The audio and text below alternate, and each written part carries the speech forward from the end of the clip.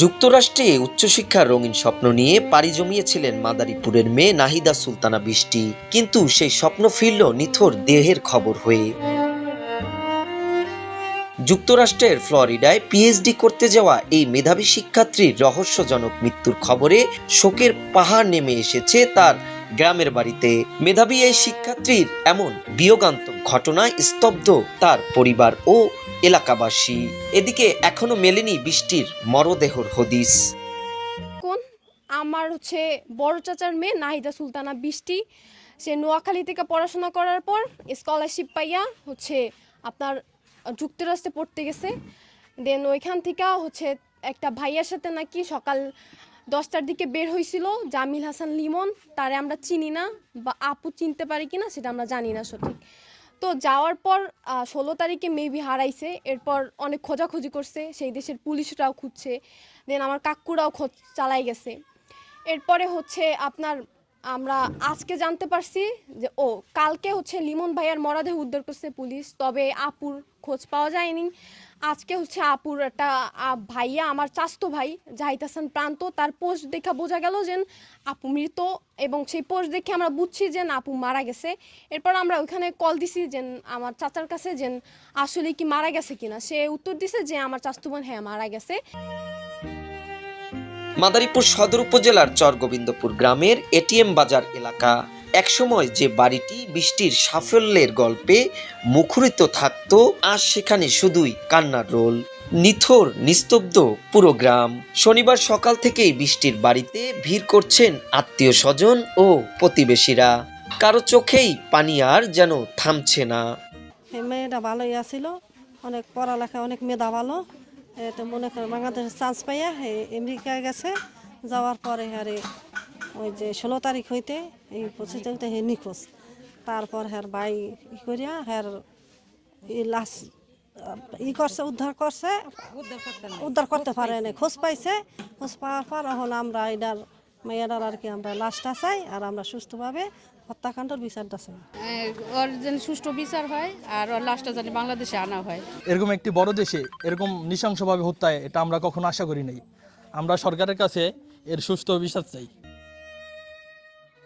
জহিরুদ্দিন আকন ও আলবি বেগমের সন্তান বৃষ্টি ছিলেন স্বপ্নবাজ। নোয়াখালী বিজ্ঞান ও প্রযুক্তি বিশ্ববিদ্যালয় থেকে পড়াশোনা শেষ করে 2025 সালের 12ই আগস্ট পাড়ি জমান যুক্তরাষ্ট্রে। ইউনিভার্সিটি অফ সাউথ ফ্লোরিডায় কেমিক্যাল ইঞ্জিনিয়ারিং বিভাগে পিএইচডি করছিলেন তিনি। গত 16ই এপ্রিল পরিবারের সাথে শেষ কথা হয়েছিল তার। এরপর থেকেই ছিল যোগাযোগ বিচ্ছিন্ন। শনিবার সকালে আসে তার মৃত্যুর দুঃসংবাদ। মোটামুটি লেখাপড়ায় ভালো, সাংস্কৃতিক মনে, সবার সাথে একটা গুড সম্পর্ক, বিশেষ করে বাঙালি যত আছে সবার সাথে। তার ভিতরে ওর ইউনিভার্সিটিতে কিছু ছাত্রছাত্রী আছে, এদের সাথে একটু বেশি সম্পর্ক, যেহেতু আগে থেকেই সম্পর্ক ছিল। এইভাবে চলে আসছে। ওদের মনে হয় যে ল্যাবে কাজ করতেছে, ওর ল্যাপটপ, আইপ্যাড, ব্যাগ, খাবার বক্স সামনে ছিল। এই অবস্থায় যখন কল করছে যে তুই একটু নিচে আয়, কথার দরকার আছে। আসলে দেখা করে হিসাবে দেখা করতে গিয়ে তো সামনে আগাইছে হাঁটতে হাঁটতে, আর কথা বলতেছে। ওই সময় থেকে মোবাইল অফ এবং আর খুঁজে পাওয়া যাচ্ছে। এরপর থেকে নিখোঁজ। এরপর যেমন ওর বান্ধবী জন ওই যে 5টার সময় তার সাথে কন্ট্যাক্ট তুলে আসছে, আসার পর থেকে আর দেখে যারা খুঁজে পায় না। বাসায় ফোন দিচ্ছে, বাসাও নাই। তখন ওরা চতুর্দিকে খোঁজাখুঁজি করছে, জঙ্গল, পুকুর, ঘাট যেখানে যা আছে সব কিছু খুঁজতে না পায়। পরে পুলিশকে ইনফর্ম করছে।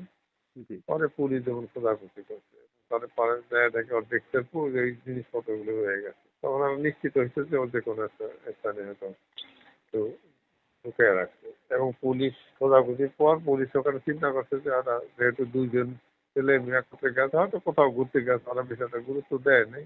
এরকম অহরহ ঘটে থাকে। দু একদিনের জন্য একটু বেড়াই আসতে পারে, যেহেতু আগামী 2 দিন পর ছুটি, শনি রবি, এই চিন্তা মনে করে আর একটু ঢিল দিচ্ছে।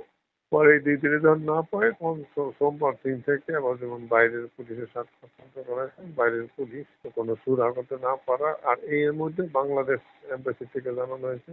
পাশাপাশি বিভিন্ন বাংলাদেশি যে কমিউনিটিগুলো আছে, ওখান থেকেও তার চাপ প্রয়োগ করা হয়েছে। বাংলাদেশ থেকে ওই যে স্বরাষ্ট্র মন্ত্রণালয় থেকে চিঠি করছে। সবকিছু মিলিয়ে সমস্ত আমেরিকা জুড়েই এটাতে একটা গুঞ্জন যখন চলছিল, তখন প্রশাসনের একটু টনক নষ্ট এবং পাশাপাশি তারা সবাই একত্রে ঝাঁপায় পড়ছে এটা উদ্ঘাটন করার জন্য।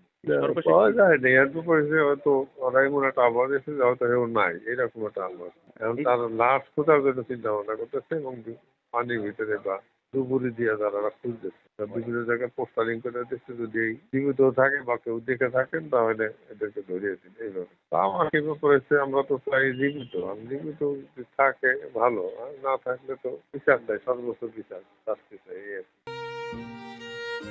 একই ঘটনায় বৃষ্টির এক সহপাঠীর মরদেহ উদ্ধার করা হলেও বৃষ্টির দেহ উদ্ধারে এখনো চলছে ডুবুরি অভিযান। স্বজনদের দাবি, এটি কি স্রেফ দুর্ঘটনা নাকি অন্য কিছু। এদিকে জেলা প্রশাসক জানিয়েছেন, প্রবাসী কল্যাণ মন্ত্রণালয়ের মাধ্যমে দ্রুত মরদেহ দেশে আনার ব্যবস্থা নেওয়া হবে। হ্যাঁ, বিষয়টা আসলে অনেক দুঃখজনক, আমরাও জানতে পেরেছি। তো আমরা তার পরিবারের সাথে যোগাযোগ করে একটা প্রসিডিউর ম্যাটার আছে, একটা আবেদন লাগবে, আমরা এটা প্রবাসী কল্যাণ মন্ত্রণালয়ে পাঠানোর ব্যবস্থা করছি, যাতে তার লাশটা আমাদের মাদারীপুরে আনার ব্যবস্থা করে। আমাদের পক্ষে এটা চেষ্টা করছি। মেধাবী বৃষ্টি ফিরতে চেয়েছিলেন দেশের সেবা করতে, কিন্তু ফিরছেন কফিনে চড়ে। এখন শোকাতুর পরিবারের একটাই চাওয়া, মরদেহটি যেন দ্রুত ফিরে পান এবং প্রিয় সন্তানের মৃত্যুর প্রকৃত কারণ যেন তারা জানতে পারেন।